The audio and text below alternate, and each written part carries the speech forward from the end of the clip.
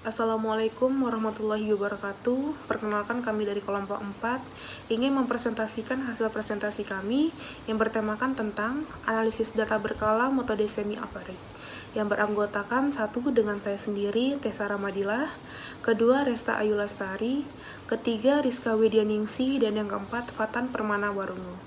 Tujuan kami mempresentasikan untuk memenuhi tugas mata kuliah Statistiska dengan dosen pengampu Bapak Andri Kurniawan. Banyak analisis statistiska bertujuan untuk memenuhi apakah ada hubungan antara dua atau lebih peubah. Bila hubungan demikian dapat dinyatakan dalam bentuk rumus matematik, maka kita akan dapat menggunakannya untuk keperluan peramalan.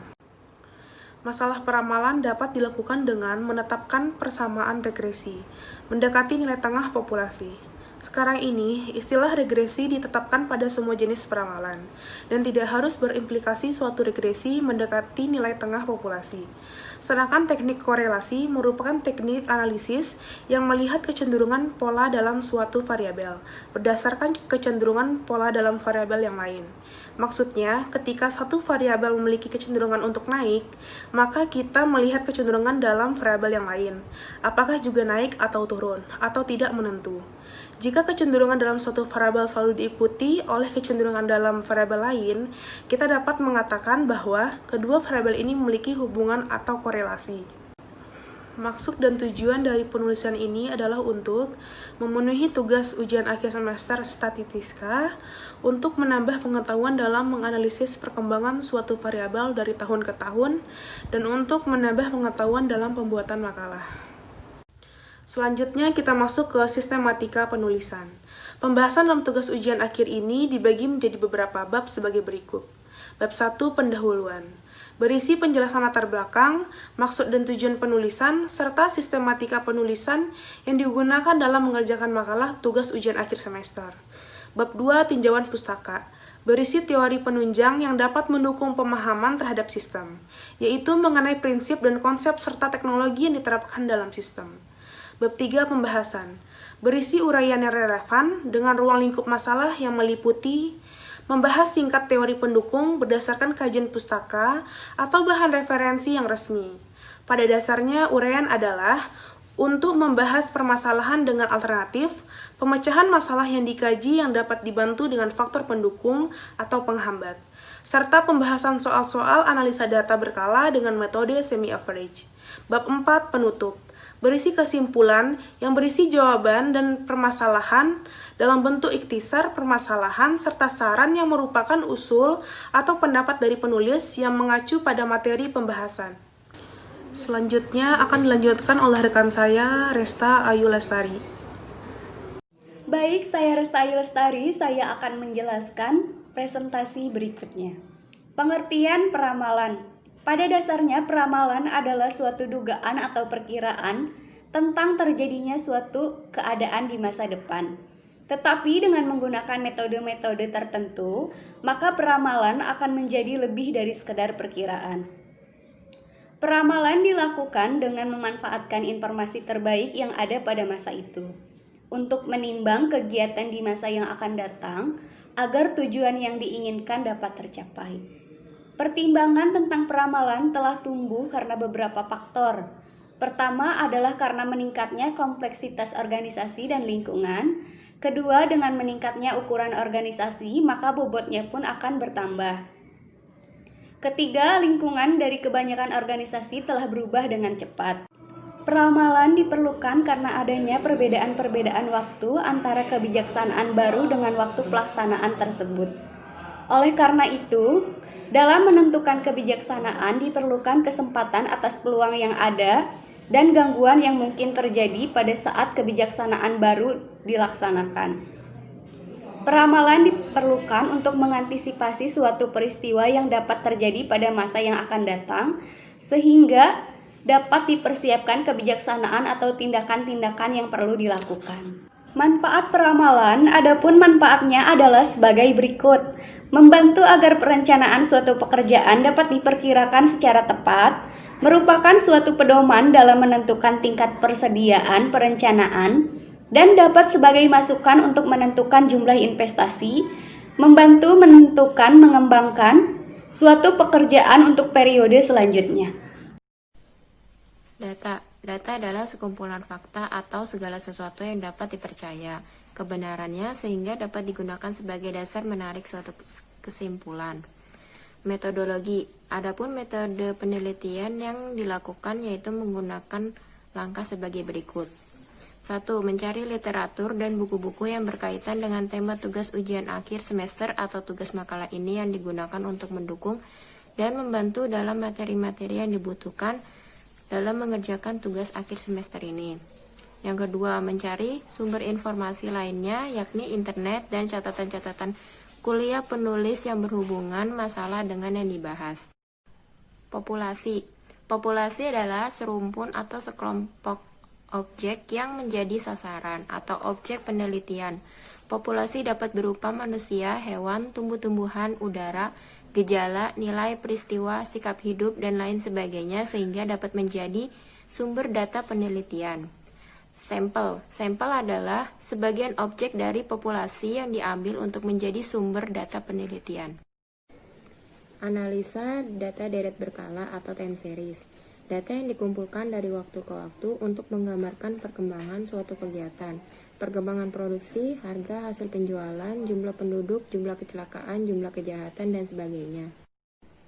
Komponen deret berkala.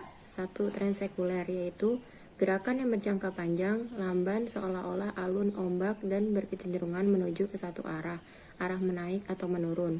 2. Variasi musim, yaitu ayunan sekitar tren yang bersifat musiman serta kurang lebih teratur. 3. Variasi sikli, yaitu ayunan tren yang berjangka lebih panjang dan agak lebih tidak teratur. Yang keempat, variasi random atau residu, yaitu gerakan yang tidak teratur sama sekali. Ciri-ciri tren sekuler. Tren atau tren sekuler adalah gerakan berjangka panjang yang menunjukkan adanya kecenderungan menuju ke satu arah, kenaikan dan penurunan secara keseluruhan dan bertahan dalam jangka waktu yang digunakan sebagai ukuran dalam 10 tahun ke atas. Perlu diketahui bahwa tren sangat berguna untuk membuat ramalan yang sangat diperlukan bagi perencanaan. Misalnya, menggambarkan hasil penjualan, jumlah peserta KB, perkembangan produksi harga, volume penjualan dari waktu ke waktu, dan lain-lain.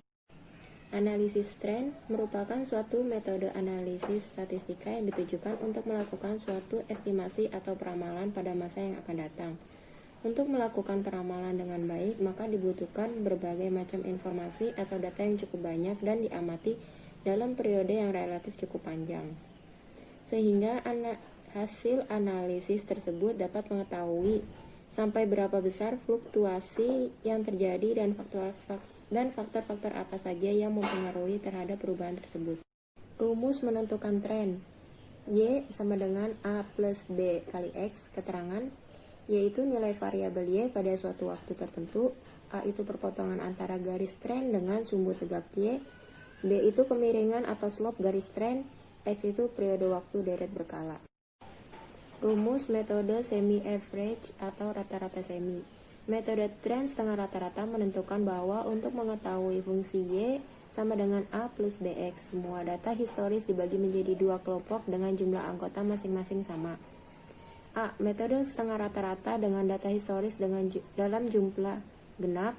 B. Metode setengah rata-rata dengan data historis dalam jumlah ganjil. Persamaan tren yang diperoleh dengan menggunakan metode ini selain dapat digunakan untuk mengetahui kecenderungan nilai suatu variabel dari waktu ke waktu, juga dapat digunakan untuk meramal nilai suatu variabel tersebut pada suatu waktu. Persamaannya adalah sebagai berikut. Rumus persamaan tren. B sama dengan Y2 dikurang Y1 dibagi N. Keterangan. B itu perubahan nilai variabel setiap tahun. Y1 itu rata-rata kelompok pertama. Y2 rata-rata kelompok kedua. Dan N adalah periode tahun antara tahun A. Berikut adalah contoh soalnya. Dari data tersebut kita bagi menjadi dua kelompok. Kelompok pertama ditandai dengan kolom berwarna kuning, kelompok kedua ditandai dengan kolom berwarna merah.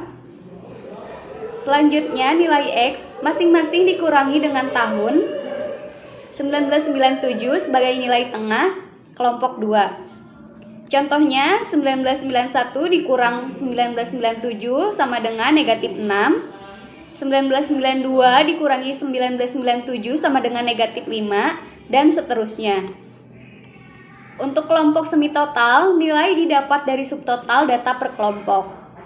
Selanjutnya, kolom semi average didapat dari semi total dibagi banyaknya data per kelompok, yaitu 4. Sebelum lanjut ke kolom tren awal tahun, maka kita harus mencari nilai B terlebih dahulu. Rumusnya, B sama dengan Y2 dikurang Y1 dibagi N, yaitu 202 dikurangi 149,5 dibagi 4, hasilnya adalah 13,125. Maka saya akan memberi contoh perhitungan tren awal tahun 1991. Kita masukkan rumus Y sama dengan A ditambah B dikali X, 202 sebagai A, 13,125 sebagai B, negatif 6 sebagai X. 202 ditambah 13,125 dikali negatif 6, hasilnya adalah 123,5. Nah, sebagai penutup, kami menarik kesimpulan yaitu metode tren setengah rata-rata merupakan salah satu teknik yang digunakan dalam melakukan suatu forecast. Namun, metode ini jarang digunakan dalam menentukan peramalan. Untuk melakukan peramalan dengan metode ini dapat dilakukan dengan dua cara. Yang pertama dengan metode setengah rata-rata dengan data historis dalam jumlah genap. Dan yang kedua dengan cara metode setengah rata-rata dengan data historis dalam jumlah ganjil. Sebagai saran, sebaiknya melakukan peramalan dengan metode ini dapat diperdalam lagi dalam pembelajarannya karena kadangkala metode ini tidak begitu tepat dalam melakukan peramalannya. Maka dari itu dibutuhkan penjelasan yang lebih mendalam lagi.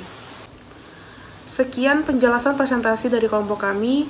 Jika ada salah kata mohon dimaafkan. Wabillahi taufiq wa hidayah. Wassalamualaikum warahmatullahi wabarakatuh.